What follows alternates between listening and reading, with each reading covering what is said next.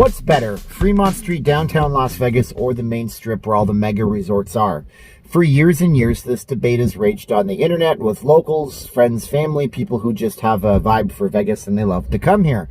Everybody seems to have their favorites for different reasons. Now, I went downtown last night and I explored it like a tourist who has not really spent that much time there, which happens to be the truth. And what I saw downtown in terms of safety, health, sanitation, and a general vibe, much different than what I saw on the strip. My name is Steven. I'm not leaving Las Vegas. I'm a Vegas blogger. I hope you like, share, subscribe, hit the bell for the future notifications. And if you guys want to leave us a comment, we'd be much obliged. Why do you like downtown versus the strip? Or why do you like the strip versus downtown Las Vegas? And is there one you've never actually visited? Because some people, they only see a little bit of Vegas because they're only here for a few days. And it's a little bit bigger than people give it credit for in terms of stuff to see and do. But is that the truth right now? You might want to focus on one or the other. So that's what we're talking about in the video today. If you want to support the channel, you can head on over to Patreon, see stuff that I don't post up anywhere else. I'm working on a really cool film montage of downtown Las Vegas. It premieres, goes on Patreon first, then makes its way to YouTube. And we also have the VegasFaceMask.com. This will be the only masks you'll ever need, handmade by my wife. This is our Vegas theme. We have more Vegas and USA-based themes coming in because, of course, 4th of July is coming up. And we also have the Teespring store where you can get some merchandise, or we have the Facebook chat group where you can just chat for free about Vegas and strike up a conversation with people who are like-minded individuals. Ask for advice, tips, share your experiences. It's a community. That's what life is, should be, very communal. So with that being said, I went downtown to Fremont Street last night. You guys probably saw it on the live stream, and if you missed it, that's okay. I do my live streams every single day around, then later when I'm walking on the strip. I'll go back to the strip tonight as long as it's not too windy. That's what I'm going to do. Yes, it is. Yes, it is. Either way, you guys might have seen that. Now, my first impressions of Fremont Street versus the strip were very different. I got downtown last night and I thought, what am I getting myself into? Oh my gosh. Dang it. My plan was to park at Binion's. The parking is free right now. Pretty much every property has free parking. Binion's, by the way, is not open, but there's plenty of things to do and see that is open. And as soon as I tried to park there, I noticed there were Clark County safety marshals. Now, you can tell me in the comments below, but safety marshals have to be tied into the police department. They have to be official law enforcement. I've just not really seen those cars down there before, followed by a bunch of fire trucks and metro officers and everybody everywhere in front of the Binion's. And I'm thinking, what is going on? I couldn't park at the Binion's, so I ended up in the Main Street station. Nice thing about calling a downtown hotel is you almost always get a person right away. I called Main Street Station, even though they're not opening, they're answering their phones. They told me I could park there as long as I wanted to. There's no ticket to take, no validation, just free parking at the giant lot for Main Street Station. And my journey began. I started off at the Californian. And at the Californian, I was noticing that, unlike down on the main strip, the doors are closed in one direction and open in the others. And this was a trend for downtown last night. Many doors were completely closed. Some of the properties had taken a big 2x4 and stuck them in the door so you couldn't physically open them up. And you had one door that was open to go into. And upon entering pretty much every property I could see last night, there were thermal scanners. Something I never saw on the main strip. If you recall my main strip video when we did the walkthrough and the live stream, it was epic. It was a huge live stream. It lasted 2 hours plus. Oh my gosh, so much to see, and I didn't even see it all. They did not have thermal scanners at New York. They didn't have thermal scanners at the Flamingo. They didn't have thermal scanners at any of these places. Whereas downtown, instead of having a big giant bay of doors that would be open at something like the Four Queens or the D, they had thermal scanners. They had ones that you would press your palm to, and it would take your temperature on the other side. And one of the people down there was cool enough to show me how it actually worked. And that was their either thermal scanners like they had at the Californian, where they actually aimed it at you, or a body temperature scanner that you just pressed your wrist against. Worked pretty darn quickly. I was just impressed by them actually enforcing that rule. Whereas I'm sure on the main strip, you guys will tell me that I'm a liar. And of course, all those properties have them. I get it, but I didn't see any myself. So what I don't see, I can't talk about. And I'm going to sneeze on camera. Boom. I didn't have to sneeze. Okay, there it is. So thermal scanners, that was one thing I saw. But what I did see on the main strip was a lot of hand sanitizer everywhere. And it felt like both places had either missed the memo or something like that. Everybody's supposed to have these types of thermal or body scanners for temperatures. And everybody's supposed to have hand sanitizer. Whereas you did see it downtown, you didn't see as much of the hand sanitizer. And where you did see them, maybe they were existing and I didn't see them on the strip.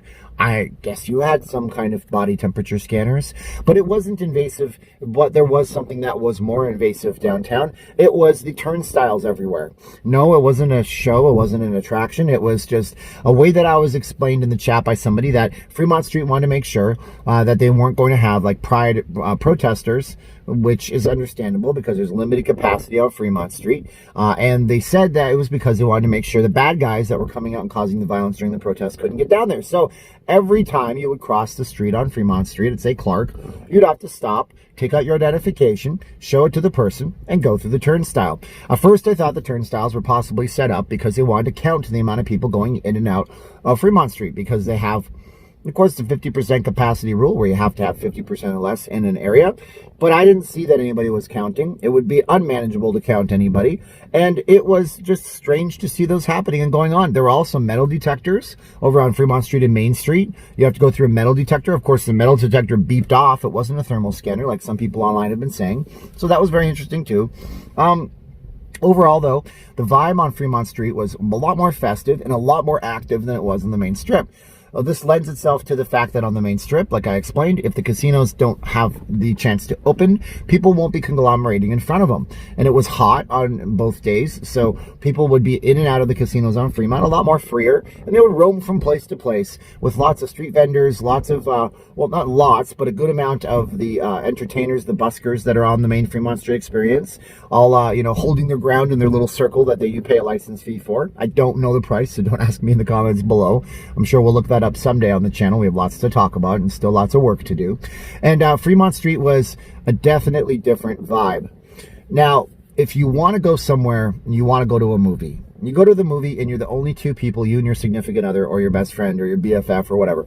You're sitting in there, you're the only people in the movie. It's an epic, huge movie, and you watch the movie, and you're not really emotionally charged up and moved. I mean, it was a great film. You loved it. It was wonderful.